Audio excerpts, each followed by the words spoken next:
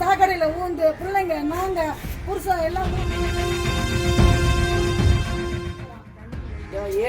Government ஏதாவது நல்ல நடவடிக்கை எடுங்க.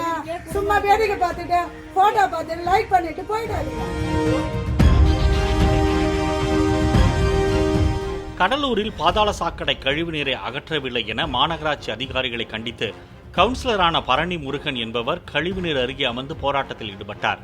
கழிவுநீர் வெளியேறுவதால் வண்டிப்பாளையம் பகுதியில் குடியிருப்புகள், அங்கன்வாடி மையங்கள் பாதிக்கப்படுவதாக புகார் அளித்தும் எந்த நடவடிக்கையும் எடுக்காததால் பாதிக்கப்பட்ட மக்களுடன் போராட்டத்தில் ஈடுபடுவதாக அவர் தெரிவித்தார்.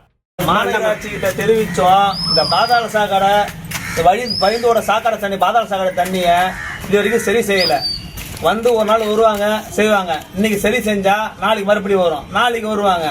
இதுக்கு நிரந்தர தீர்வு காணும்னு சொல்லிட்டு கடந்த 3 வருடங்களாக இதை சரி செய்யல.